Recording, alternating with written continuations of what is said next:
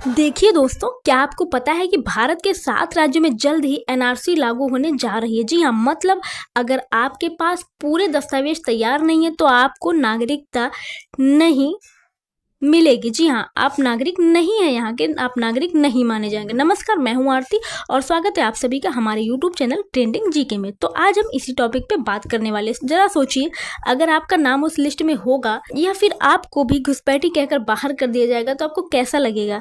लेकिन सबसे बड़ा सवाल ये है कि एनआरसी आखिर है क्या, कौन से हैं वो 7 राज्य जहां एनआरसी सबसे पहले लागू किया जा रहा है। जी हाँ, और इसका सबसे ज्यादा असर किस पर पड़ेगा, गरीबों पर, गांव में रहने वालों पर या फिर मिडिल क्लास के लोगों पर। आज की इस वीडियो में हम इन सभी सवालों के जवाब फैक्ट, लॉजिक और सरकारी दस्तावेजों के साथ समझेंगे। इस वीडियो को आखिरी तक जरूर देखिएगा क्योंकि आपके और आपके परिवार के लिए यह बहुत ही जरूरी है। सबसे पहले समझते हैं एनआरसी यानी नेशनल रजिस्टर ऑफ सिटीजन्स, मतलब देश में जो लोग लीगल रहते हैं उनके नाम इस लिस्ट में आएंगे और जो इनमें नहीं होंगे उन्हें घुसपैठिया माना जाएगा। सबसे पहले बात करें 2019 में असम में ये लागू हुई थी और सोचिए 19 लाख लोगों के नाम इस लिस्ट में नहीं आए थे, जिनके पास आधार कार्ड, वोटर आईडी और राशन कार्ड सब कुछ था। यहाँ तक कि वो सेना में सेवा कर चुके जवान भी थे जो बाहर कर दिए गए थे। क्योंकि उनके पास वो खास दस्तावेज नहीं थे जो सरकार ने मांगे थे। अब सवाल ये है कि अगर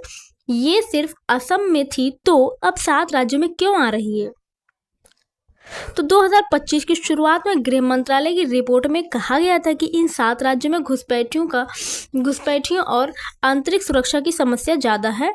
तो ये 7 राज्य हैं बिहार, उत्तर प्रदेश, पश्चिम बंगाल और असम, मिजोरम, नागालैंड और त्रिपुरा। इन 7 राज्यों में एनआरसी लागू होने की संभावना है, लागू होने जा रही है। अगर एनआरसी लागू होती है तो आपको साबित करना होगा कि आपके पूर्वज जो है वो यहाँ पे 1971 यानी कि 1971 से पहले भारत में रह रहे हैं। और इसके लिए क्या क्या ज़रूरी दस्तावेज होंगे तो वो चलिए हम बात करते हैं उसके ऊपर। तो आपका और आपके माता पिता का जन्म प्रमाण पत्र रहना चाहिए और उसके साथ नागरिकता से जुड़े सबूत जो हैं वो कौन चाहिए, ज़मीन के कागजात, जी हाँ, स्कूल के बर्थ सर्टिफिकेट या टीसी या फिर 1971 से पहले का कोई सरकारी दस्तावेज।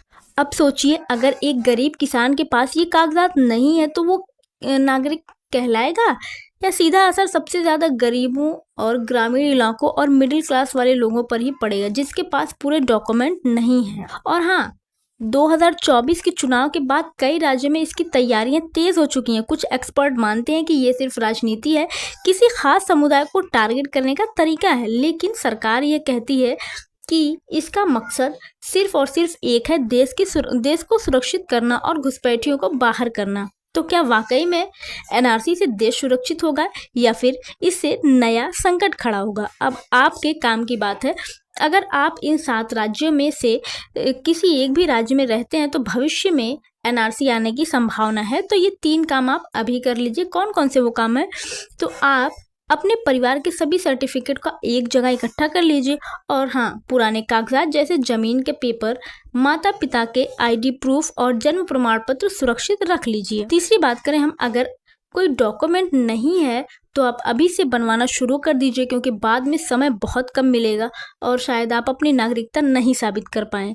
तो बताइए, क्या देश को एनआरसी की ज़रूरत है और क्या इससे लोगों की मुश्किलें बढ़ेंगी? आप कमेंट में ज़रूर लिखिएगा। वीडियो अच्छी लगी हो तो वीडियो को लाइक करिएगा, चैनल को सब्सक्राइब ज़रूर कर लीजिएगा और हाँ, बेल आइकन को दबाना ना भूलें ताकि अगली वीडियो का नोटिफिकेशन सबसे पहले आप तक पहुँचे।